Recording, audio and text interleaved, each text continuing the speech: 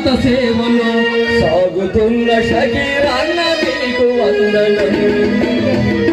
దివ్యాంగుల కోసం నిస్వార్థ సేవలో సాగుతున్న షకీరన్న నీకు వందనం.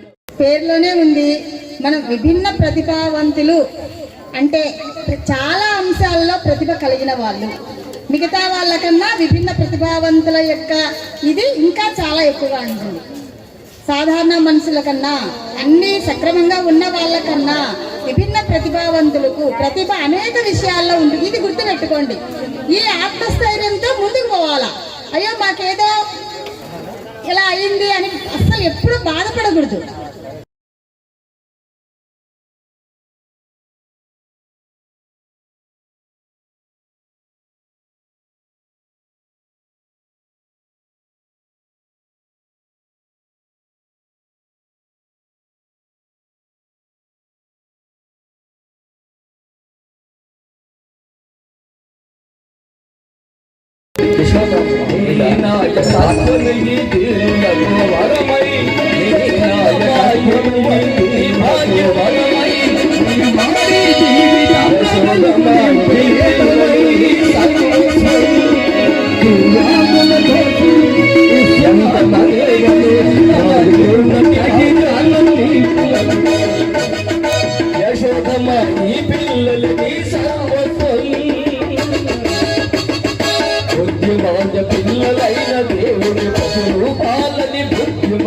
పిల్లలైన దేవుని ప్రతిరూపాలను చేరదీసి అమ్మలాగా ప్రేమతో నడుస్తావు. గుర్తించి మంచి టీచింగ్ ఇచ్చి మంచి బడిలో కూడా చేర్పించడం జరిగినది. ఈ కోవిడ్ వలన మా స్కూల్లో ఈ మధ్య ప్రపంచ వికలాంగుల దినోత్సవం జరుపుకోవడం లేదు సార్. మా స్కూల్ తరఫున షాకిర్ వాళ్ళకు 1000 రూపాయలను మేము డొనేషన్ ఇస్తున్నాము. ఈ అవకాశం ఇచ్చినందుకు నా యొక్క కృతజ్ఞత తెలియజేస్తున్నాను సార్. Thank you. మీరు గమనించి ఎవరైనా తీసుకోకుండా తీసుకోండి. దీనివల్ల ఉపయోగంగానే ఉండదు. మీరు బస్సులో ఎప్పుడో ఒకసారి ప్రయాణం చేస్తుంటారు. 100 రూపాయలు 3 సంవత్సరాలు. దాని గురించి ఎటువంటి ఇబ్బంది ఏమి ఉండదు. ఇప్పుడు ఒక్కసారి పోయినా కానీ మీ డబ్బులు చెల్లుతాయి. ప్రతి ఒక్కరూ గమనించి మీరు తీసుకుంటారని ప్రార్థిస్తున్నాము.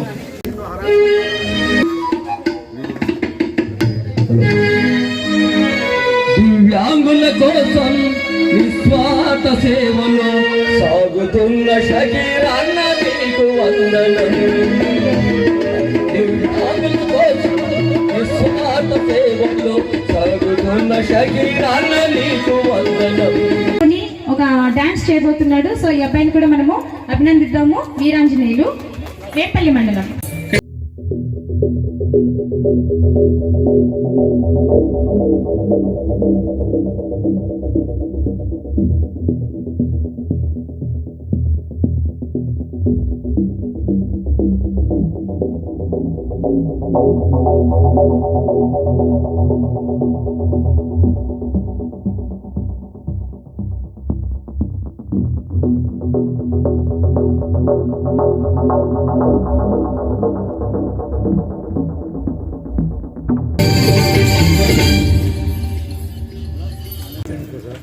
ఈరోజు ఈ 61వ ప్రపంచ దివ్యాంగుల దినోత్సవం మన ఈ మదర్ తెరీసా దివ్యాంగుల సమితి ద్వారా ఇక్కడ నా లిమిట్స్లో జరుగుతున్నందుకు నిజంగా ఇక్కడ విచ్చేసిన ఈ స్టేజీ అలంకరించిన పెద్దలకు విచ్చేసిన అందరికీ శుభాభివందనాలు తెలియజేసుకుంటున్నాను.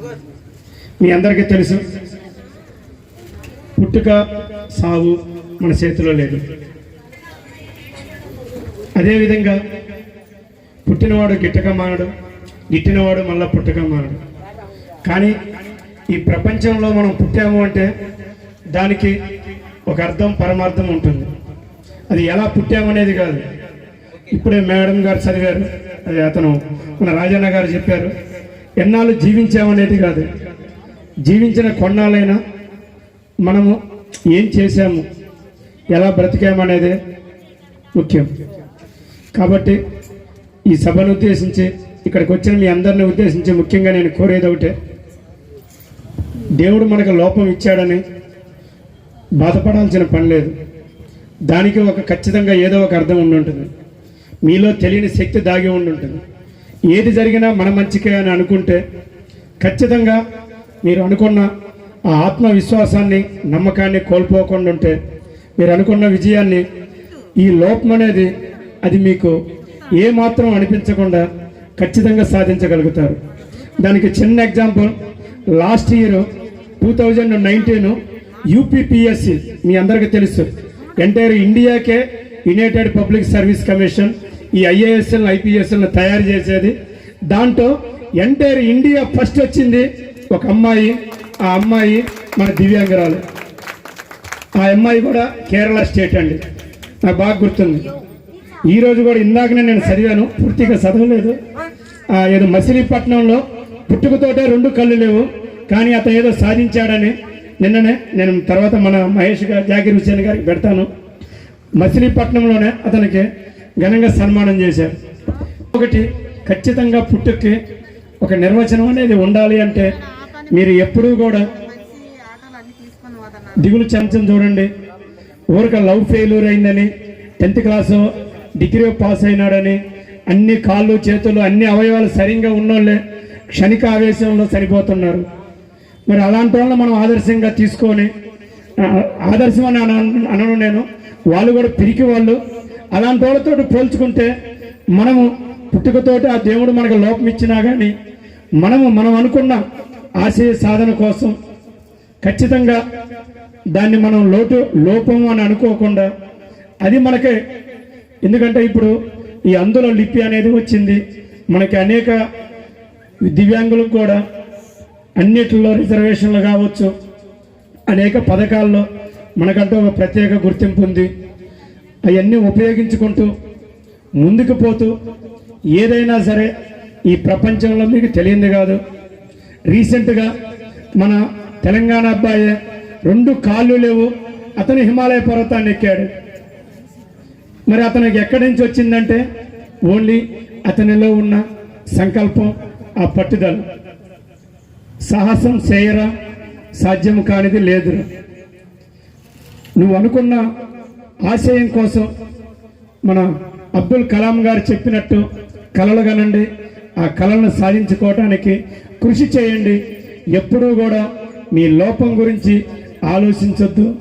మీరు అనుకున్నది సాధించాలా అనుకుంటే మీలో ఉండాల్సింది మెయిన్ ఓర్పు, సహనం, అన్నిటికి మించి పట్టుదల. ఈ 3 ఉంటే మీరు అన్ని ఉన్నోళ్ళ కాడికి దేనిలో కూడా మీరు తక్కువ కారు. కనుక మీ అందరిని ఉద్దేశించి ముఖ్యంగా నేను కోరేది అదేవిధంగా ఇంకా ఈ సమాజంలో కొన్ని చోట్ల మనల్ని దివ్యాంగులు అనే వాళ్ళని ఖచ్చితంగా కొంతమంది తెలియని తనంతో తక్కువగా చూస్తుంటారు. దానివల్ల బాధపడాల్సిన పని లేదండి. ఈ చెవునేనండి, ఆ చెవును వదిలేయండి. వాడికాడికి ఇంకా ఇనిమిక్కలుగా అరే ఇప్పుడు కాదురా, రేపు నేను అనుకున్న ఆశయాన్ని సాధించినప్పుడు మీరే నాకు క్లాప్స్ కొడతారు, మీరే నన్ను స్టేజ్ మీదకి పిలుస్తారని ఆ విధంగా పాజిటివ్ థింకింగ్ తోటి ఆలోచించండి. ఎవరు ఎన్ని అనుకున్నా కానీ దాని గురించి మీరు మనసులో పెట్టుకోవద్దు. ఈ సందర్భంగా ఇంకొకటి కూడా గుర్తొస్తుంది. రాజశేఖర్ సినిమా, దాంట్లో హీరోయిన్ కూతురు హీరో గారి చెల్లెలు ఒక వరుడు అంటుంది, మా అన్న ఎవరినైనా కుంటోనైనా గుడ్డోనైనా ఇచ్చినా కానీ నేను పెళ్లి చేసుకుంటానంటుంది.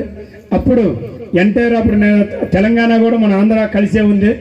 అప్పుడు మీరందరూ ఒక తాటి మీదకి వచ్చి సెన్సార్ బోర్డు తోటి ఫైట్ చేసి మరి ఆ సీన్ లేకుండా చేసుకున్నారు. మీలో ఉన్న పట్టుదల, మా పోలీసుకు సంబంధించి ఒక సినిమా పేరు వచ్చింది టైటిల్, కానీ దాన్ని మార్చడానికి మీలో ఉన్న పట్టుదల కృషి కూడా మా దాంట్లో లేదు. తర్వాత నిదానంగా ఆ పేరును కూడా మార్చడం జరిగింది. కాబట్టి మీరు అనుకుంటే ఏదైనా సాధిస్తారు అని అనటానికి ఆ సినిమాలో ఉన్న ఆ సీన్ను కూడా తీసేపించారంటే మీరందరూ అనుకున్న ఆశయం కోసం కష్టపడ్డారు. సెన్సార్ బోర్డులోంచి కూడా దాన్ని తీసేశారని ఈ సందర్భంగా చెప్పగలుగుతున్నాను.